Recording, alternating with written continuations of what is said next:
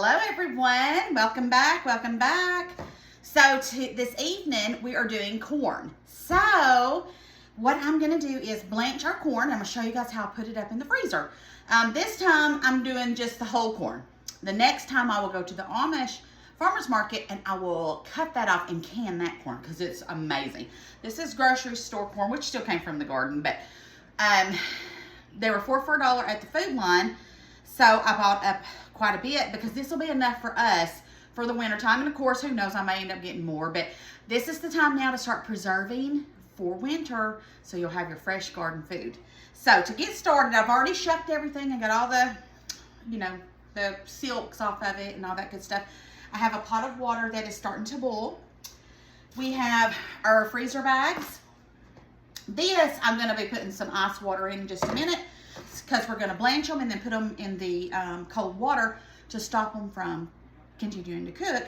Then we'll dry them off, put them in our bags, label them, and freeze them. Easy peasy. So now, I usually cut mine or break mine in half because when we eat ours, we usually don't do a whole corn. We usually do the half corns because we have kids and grandbabies and all that good jazz. So what I'm going to do is, since I've got them all done, I'm just going to break them in half and put them in here. Now, you don't have to do this step, but for me, it's easier for us. And that one I'm not going to break. And that one I'm not because I've already, it's at the length I want it to be. But I'm just going to break them in half. See, that one's about the, just like those you buy in the freezer section at the store. But these are fresh and a great deal. All right. So we're going to blanch these for about 8 minutes. See, that one I already had that one ready. It had a little bad spot. So if it has a bad spot, I don't usually keep, I'll cut that off. And this is how I've done it for years and years and years. And to be honest, sometimes I have not blanched mine. But I got my ball book out, my canning book, and preserving book, and did it. See, that's perfect for the grandbabies. And doing it the right way. That one, I'm going to leave like it is. But this is the correct way you're supposed to do it. So, that's what we're going to do.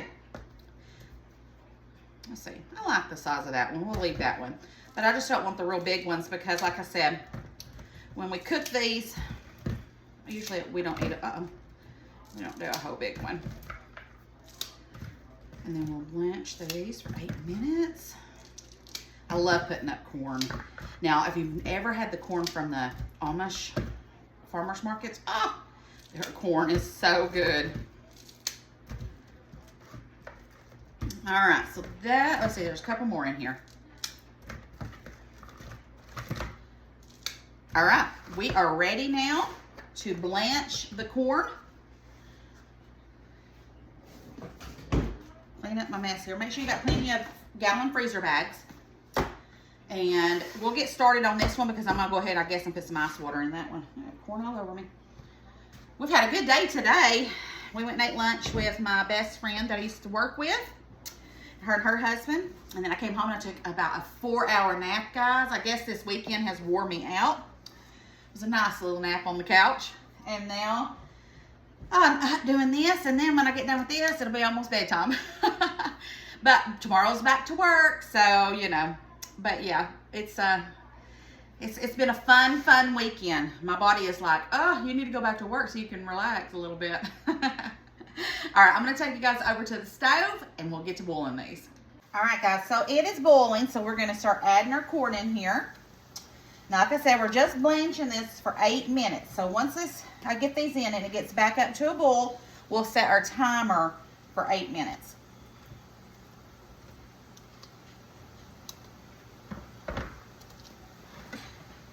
There's one I missed.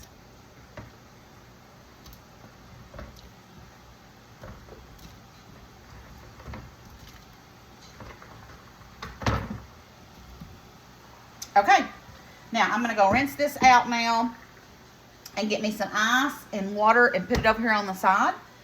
And in 8 minutes, we'll take them out and put them in the ice water. All right, it is time. It has been 8 minutes. We're going to take it out and put it in our ice water. Ouch! Try not to slap yourself with hot water. And this is going to stop the blanching process or the cooking process.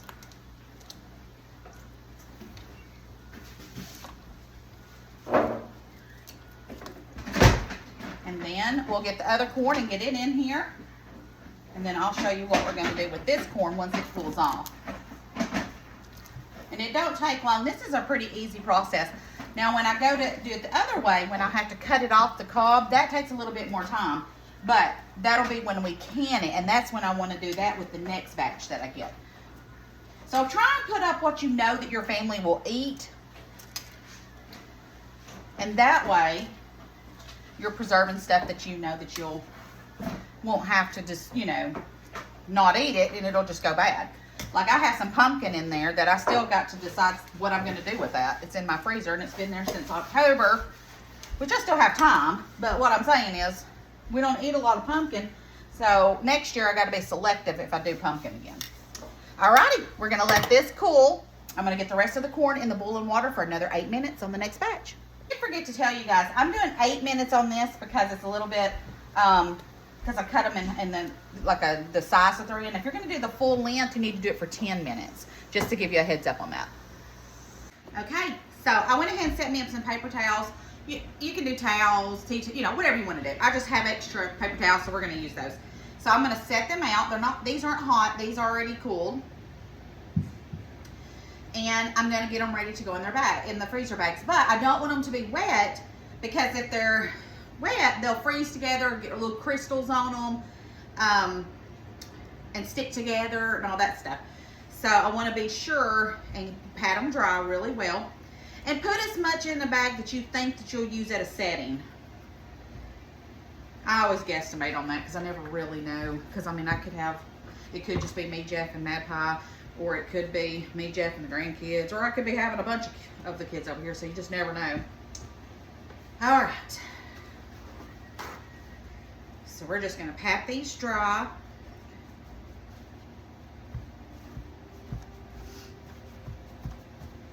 Put this over here. I'm gonna get some more water for that. Those aren't ready yet though. And see, they're already pretty well dry because I drained them and strained them and let them set for a few minutes.